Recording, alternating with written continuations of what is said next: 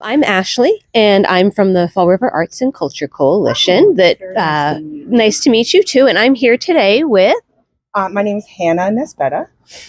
And how long have you been working here in Smokestack Studios? I have been here since early 2022. Oh, fabulous! So not as long as some folks, but I've been here for a little while.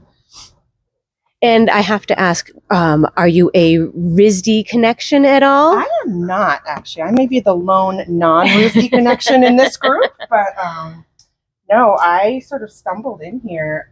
I was looking for studio space in the sort of greater Fall River area. I live in Rehoboth and wanted some off-site studio space, and so that's how I found Smokestack, but it's been a really great experience being here. I'm the only textile person in here, and so I'm a little bit of an outlier. I don't use all of the shop materials, but it's a really nice community, and it's really great to be able to come here and work and then leave my mess here when I go home. Yeah, exactly. And how many artists would you take a guess? Because I know that you're not all here at the same time, and there's roughly 15 to 20. I lose track because there's been some attrition and then new people come in. So on average, I think 20. There's somewhere between 15 to 20 That's people great. in here. And there are folks who come in very rarely and folks who are here every day. Some of us are here, I work full-time elsewhere, so I'm here in my off hours. Some folks are here for their work. Yeah. So it's a nice mix, and it's never very crowded in here. And what are you working on now? So I'm breaking down some men's shirts that I got at the Salvation Army. I go when there's a 99-cent sale and stock up on cotton shirts. And so I'm starting a new quilt top. And so I sorted through my stash. Kind of all your different fabrics that you're planning out for. And so I started with, where did it go? This is sort of the color palette that I started with, and so I'm sort of building other things around it. And then it's going to be improvisational. I'm not really certain how it's going to come together. So usually my process is I start by throwing a bunch of fabrics in a pile and then just start cutting them up and seeing how they like to play with each other. I use almost entirely, if not repurposed fabric. All of my fabric is secondhand. So I buy it at the thrift store or at estate sales, or it's donated to me. I like materials that have had a little life, lots of different textures, and there's so much fabric out in the world already that we don't need any more. Absolutely. That's cannot be a truer statement. So when you make a quilt like the one you're making now, is there a person in mind? Is it the love of the I'll say the many steps to getting it made that you... So it really depends. Sometimes this quilt is just because I wanted something new. I have another quilt that's ready to be... I have it loaded on the long arm, but I haven't dived into quilting it yet. This is a pretty physical process, and so I kind of wait till I have a good day with a lot of stamina because it can take a little work. So I'm kind of at loose ends right now, and knowing I was going to be here today, I sort of figured I would play with something new. I've got a couple of long-term projects that are really fiddly and require a lot of focus. So do you have folks asking you to make quilts for them? Do you take commissions? I do sometimes take commissions, and then sometimes I'm making quilt, for a specific person. And then I'm a member of the Modern Quilt Guild, and so there's an annual national show and some local events, and so sometimes I'm making art quilts to like a call for entries, and so there'll be either a color palette or a theme. So sometimes I'm working from there. Sometimes it's because I've got some visual idea I want to sort out, and so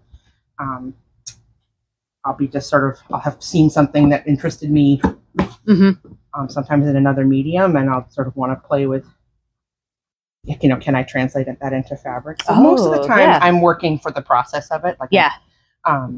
But I have done some commissions. I've done a couple memory quilts. So for Oh, sure. people who want a quilt made from a loved one's Mm-hmm. old clothes, Mm-hmm. which is kind of fun and also an honor. Yeah. Um, And so did you learn quilting through friends and family, or did you go to school for textiles? no, I'm a nurse. Okay. Actually, a nurse practitioner. So I have a big arts background. My mom was a RISD grad, so I grew up kind of in the. I don't have a connection through her to here, but I'm sort You of still familiar have with that? Okay. with the culture, and so I grew up in a house where like art was happening all the time, and I have always dabbled in. I've always been engaged in some type of fiber arts. I'm a weaver and a knitter, and I've always done embroidery and sewing, and so I always said I was never going to make quilts because I had a really fixed vision in my mind of what that meant. And it was very regimented and not very interesting.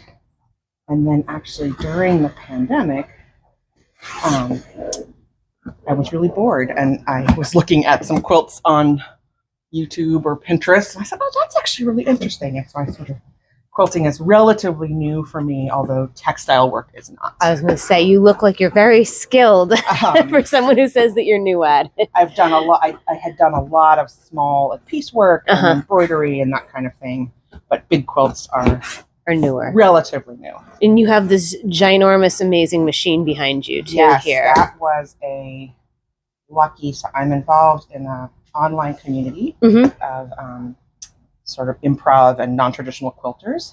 And the founder of that community, his name is Zach Foster, is a really terrific quilter. And he had this long arm in his apartment in Brooklyn.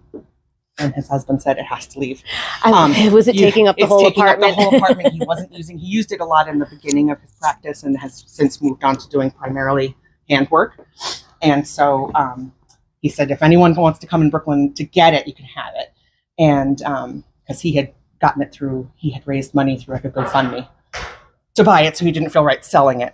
And no one else dove, and so I drove down to Brooklyn and put all the pieces in my car. It comes apart, but it was a full carload, and so it's a good machine. It's